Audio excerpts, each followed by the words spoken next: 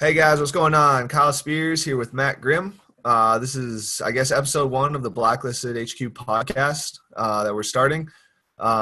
Today, we're trying to get our gym programming out there a little bit more, called the Blacklisted Approach. Matt is the one that writes that for us, so we're just gonna kind of talk to him and get his thoughts on his methodology, his creation of it, kind of the history of it all, and yeah, just kind of listen to what he has to say. So, Matt, why don't you tell everyone a little bit more about yourself here? So I got into I got into CrossFit where I was actually like going to a CrossFit gym and taking classes about 10 years ago. I had some experience in high school, and it was actually the high school athletic trainer who ran my first CrossFit gym that I went to.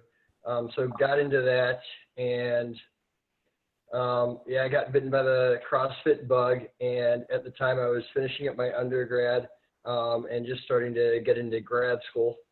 And I was about 2 years into working on, I was in a math PhD program, and decided that, or was finding that I was enjoying CrossFit coaching. I had just started to dabble in that a lot more than I was enjoying the math.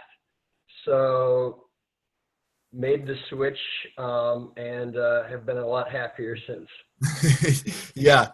What have you been able to have any carryover from the math into like CrossFit and numbers and stuff like that, or? I think I have a very analytical approach to how I run my programming, as well as within the classes themselves. Like, it's a very scientific method, as in every single day there's an experiment, and I'm trying to refine it every single time I'm coaching, every single time I'm trying out something new in the program. Yeah, yeah. Cool. So you started coaching. How did, like, talk us through your experience with that? Was it like group classes that you started with, or? Yeah. I started coaching at the first gym here in San Diego, and it was I just finished my level one. It was like, all right, we're gonna start interning you, and the head coach sat on the side, and I coached the entire class. Thrown to the wolves. But for that class, like, I had a full sheet of notes. Like, I had written up the warm up. I had watched at least 3 videos on everything that I was doing. Like, I was coming in to coach with a purpose. I wanted to maximize that hour that I was in charge. Yeah, and I'm sorry, you said this was pre-level one or post-level one? I just gotten my level one. So this Okay. was 2000 summer 2012. Okay. And had you like previously been, I'm assuming you had been CrossFitting before that, so you kind of like seen how classes were run and stuff like that? I'd been CrossFitting for almost 2 years at that point. Okay, right on. And you just kind of like, you decided to go into the coaching thing and got your level one? Yeah. Okay. No shadowing beforehand? That was like your first shadowing experience, was coaching in class? Yeah, basically. Right on, right on. Yeah, yeah. Steep learning curve, but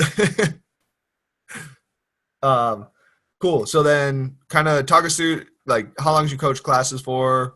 You're obviously doing individualized coaching now. You have some, I mean, Jen's trying to go into weightlifting, one of Matt's weightlifting clients now. So like kind of talk us through like the transition in your coaching. So it was so part of making that shift was 2012. I started coaching classes part-time, and then 2013 is when I made the shift to, all right, can I get enough coaching hours to pay rent?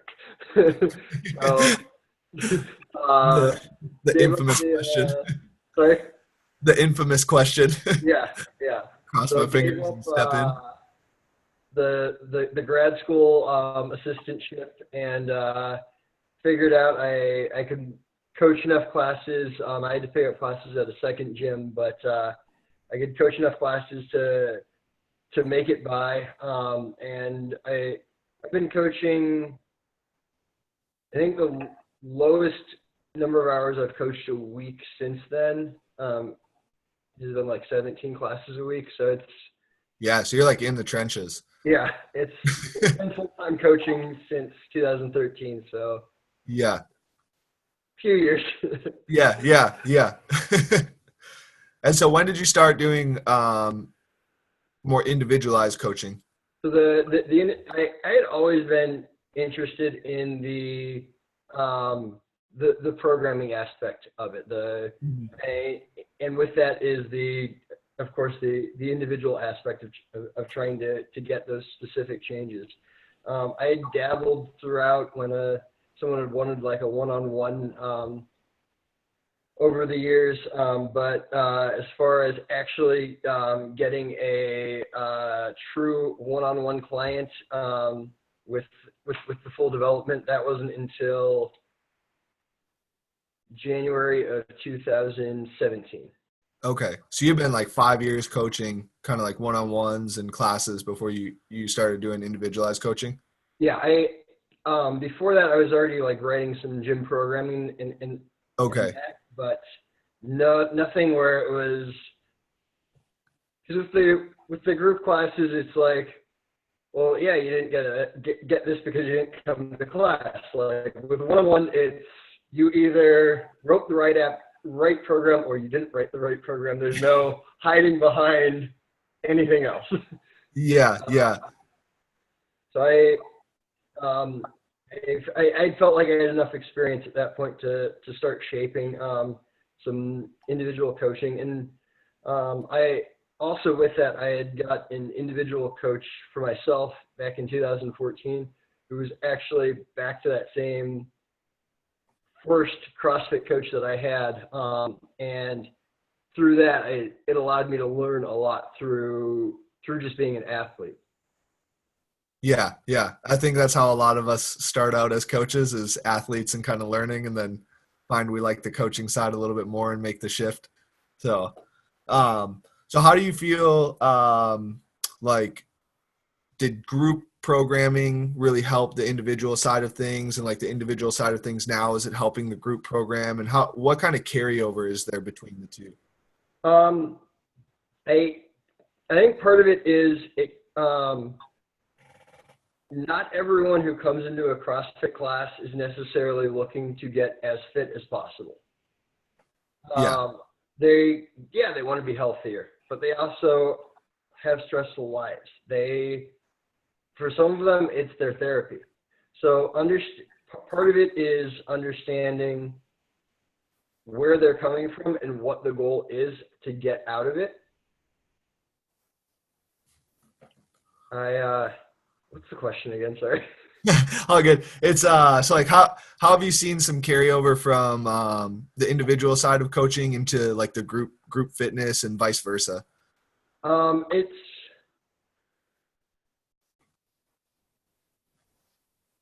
There's rough ideas that take place and some themes as far as strength and conditioning are concerned, but they're like what I started to touch upon.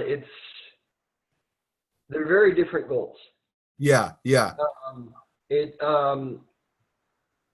For beginning with the programming, I was fortunate to work under some people who knew a lot about the science, and they were coming from individual coaching backgrounds. So they had gone to school for the individual coaching. They had done certifications for the individual coaching, and that's what they were bringing to it.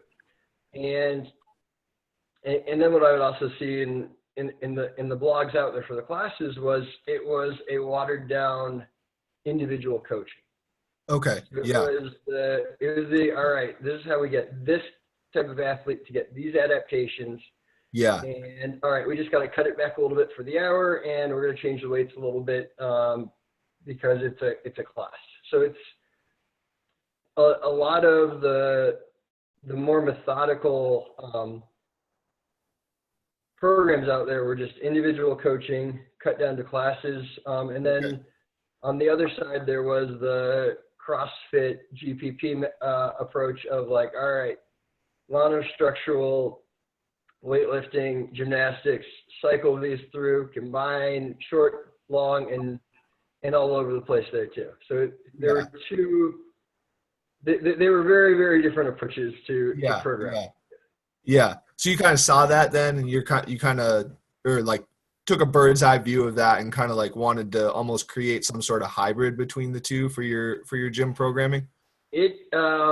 I when I had first started the gym programming, it was the same thing. It was the individual sport approach, and that's what I stuck with. Okay. And then I started asking why. Yeah. I started to question Yeah. it. A very important That was thing to do. actually the best approach. Yeah. Uh, and something that had always bugged me was, what about, so a lot of the programs are built like, all right, Monday you squat, and then Tuesday is your like press day, and then and so forth. And Thursday was always usually like an easier rest day. But I kept getting caught up on the question of, what if you only come Tuesday, Thursday, and Hmm. you don't get any squat strength? So trying to answer that question and trying to answer the question of, how do we get people who, no matter when they come, they get a good balance of training in, and that's kind of what led into the development of this program. Okay. So like getting into the development a little bit more, it sounds like you kind of have a template here. Can you just kind of like run us through really quick, like your thought process a little bit more on your thought process of like what you have created now, and then maybe like your template, because I know that's a little bit unique, and you kind of have a little bit more structure to the group classes.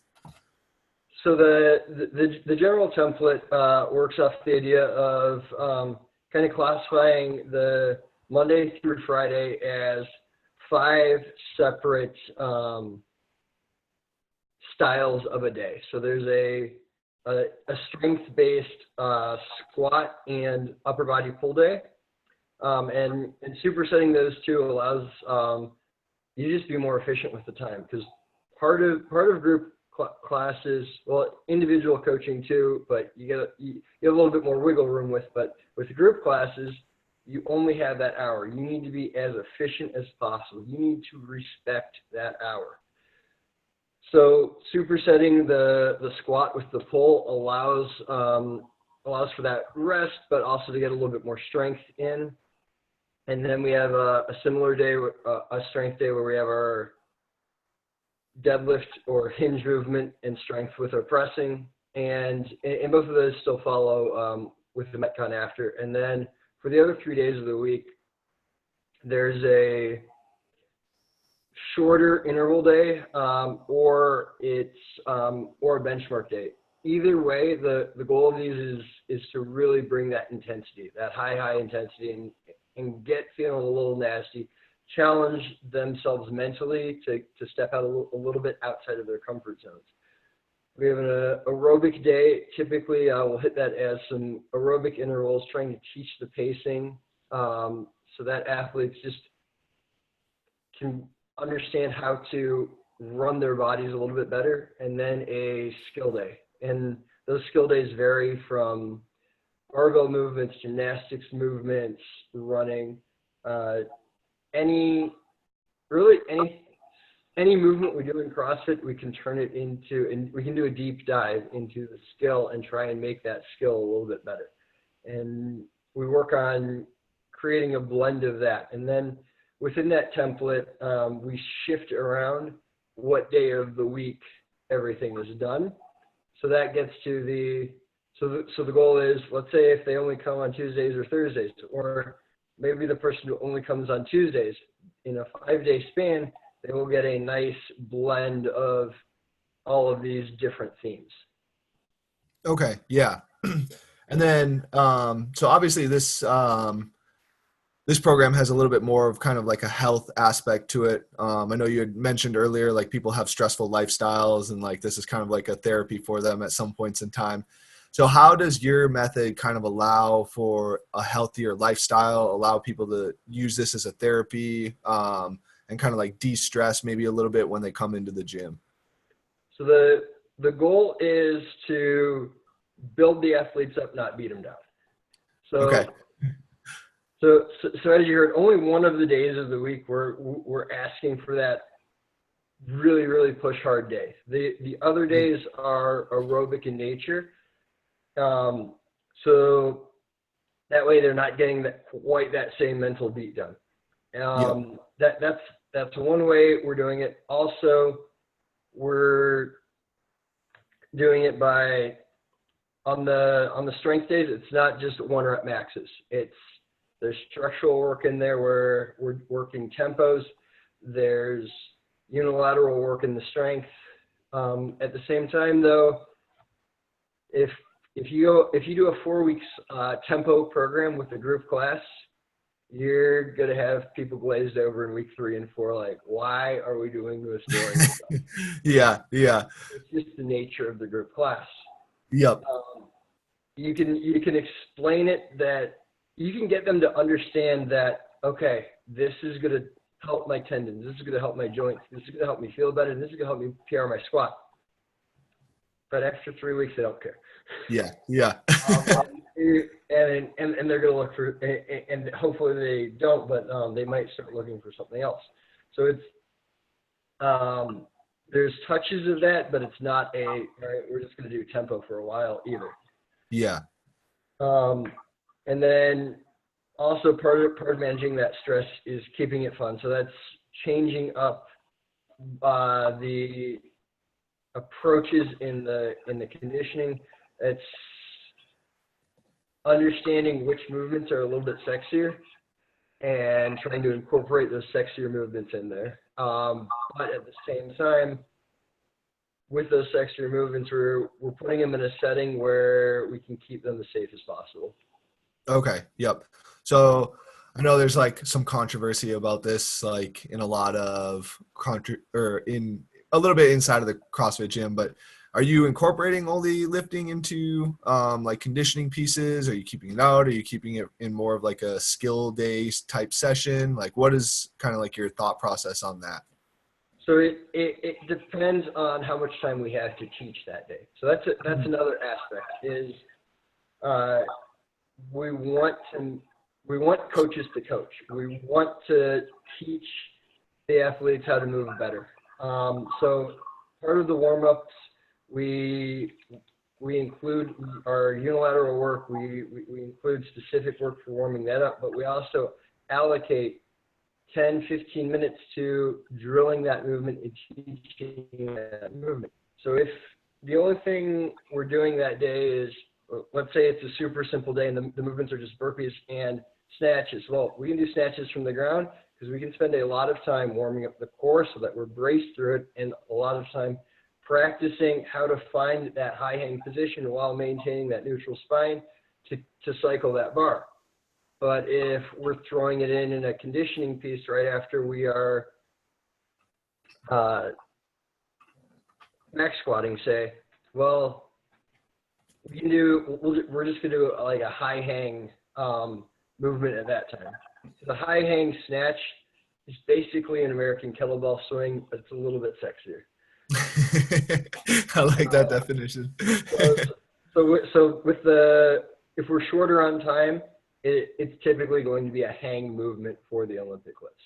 Okay. Yeah. So you do put it in, kind of allow some more fun into the design, but you make sure it's a little bit safer with the ability to coach beforehand. Yes. And not throwing it into like. And at the same time, there's always the notes too. If the athlete isn't comfortable doing that movement, don't make them. When you're going to be able to teach them how to move as well as they can. But if you're seeing like, okay, they shouldn't be doing it while you're warming them up and teaching them the movement, that's where we have that opportunity for the coach to take over and be like, hey, maybe we should do some kettlebell swings instead of the snatches today. Yeah. So you just mentioned notes there. Can you talk a little bit more about that and what goes into that inside of the program? And you kind of mentioned we want coaches to coach as well. Can you talk a little bit more about those two things combined? Yeah. So each day includes a focus. So the focus goes over what the intended stimulus is out of everything that we're doing that day. And if it's a conditioning piece, it gives the intended stimulus of what are we trying to get out of these movements? What time frame should we be spending on each of these movements? How should they look? How should they feel? What's the goal for the athlete to experience? Because really, at the end of the day, we're programming experiences rather than, okay, it's the RX weight. For the most part, I say is outdated. If you're competing, RX matters because that's the weight that's probably going to have to be done at the competition. If you're not competing, the weight that gets you to that's challenging for you, but you can still move well is the right one. And by elaborating on the experience, that allows the coach to convey that experience to the athletes, so that the athletes then have a better experience. And then as far as coaches coaching, we incorporate so within our notes we have a rough timeline for the day and sections for, okay, teach this movement that we're doing today, or teach this movement or this movement, and we'll include some progressions, some rough progressions. We'll include some notes on how to of some videos that they can reference. But we want, what I mean by coaches to coaches, I want the coach to have to sit down and think about, okay, what do I want out of this? Take the time to digest, because looking back, like what I first said, like when I was just thrown into the fire, I had watched 3-4 YouTube videos for every single thing I was coaching that day. I had multiple cues on hand for what I wanted to say. I had an idea, and really that preparation is what allows coaches to become better coaches. Having all of those tools, developing those tools. So we don't want to give the coaches a script to read out of. We want to give them some guidelines and make them do a little bit of work. Yeah. And you'd mentioned this to me beforehand, but it seems like that's coming from the coaches on site know their athletes best, and their ability to convey and get out of what they want that athlete to express is a little bit better on hand, and not just reading off of kind of like a piece of paper and then regurgitating what that piece of paper says to the athlete. Is that kind of like the reasoning a little bit more behind? Yeah. Oh yeah. Yeah. Okay, cool. So last question we're going to kind of wrap it up here with is, so we're starting to see a little bit more of a split inside of CrossFit, the health, and CrossFit, the sport. What does this program kind of like focus on? I know you'd said the RX weight is kind of an obsolete thing. So can you kind of talk about how we can start to visualize those two things? Like what CrossFit, the sport is, what CrossFit health is, and kind of how this program focuses in on the differences between the two? So the sport is about checking a box whether or not you completed that rep and how quickly you can complete the rep. Compensation is your friend, and it's the way what the sport has evolved to. It requires some serious work to be put in to create the capacities capable of competing at those higher levels. It also requires you to have the mental choice of, I'm doing this as a sport. I am doing this where I'm putting my health and my well-being a little bit lower on my priority list. I'm not going out there trying to get injured, but I'm understanding that I am trying to compete in something, versus I want to get healthier. I want to look more jacked. I want to be able to move things around in my yard and do some yard work and help a friend out when they need to move. Those are very, very, very different goals. Mm-hmm. Wanting to be able to just be a little bit fitter,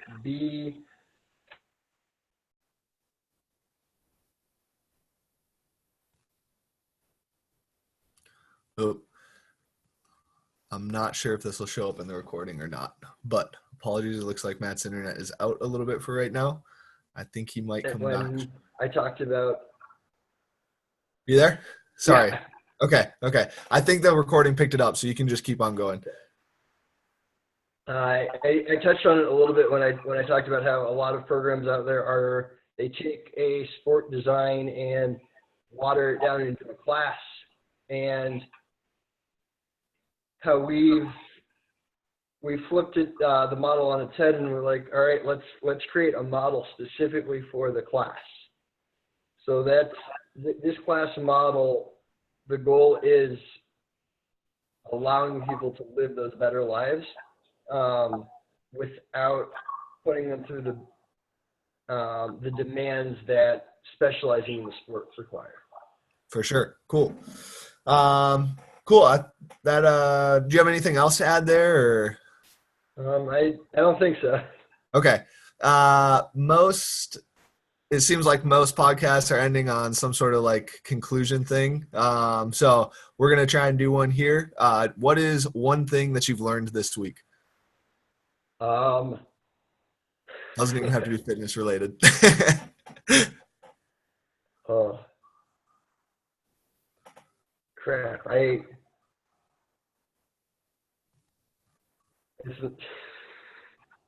Sorry to put you on the spot.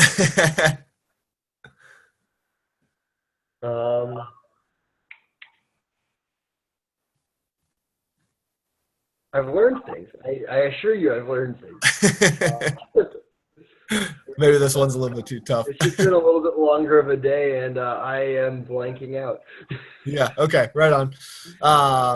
Cool. Well, how do people find you on Instagram? I am at xfitmattgrimm. Okay, and email address is? mattgrimm@blacklistedhq.com. Cool. And if you guys are wanting, you can download a sample of our gym programming on our website, www.blacklistedhq.com. Go to the approach, that is, and you can download a sample of our programming from there. So if you guys have any questions for Matt, reach out, email, Instagram. He'll respond to both. So you guys can kind of get in touch with him and kind of get a little bit more information on his program if you guys are wanting. So we're putting out a progression meeting here shortly as well. So if you guys like this, head on over there. You can see our individual side of programming. If you guys are coming from the progression meeting, thank you for listening. So thanks for listening, everyone. Hopefully we'll get a few more in here. So talk to you all later.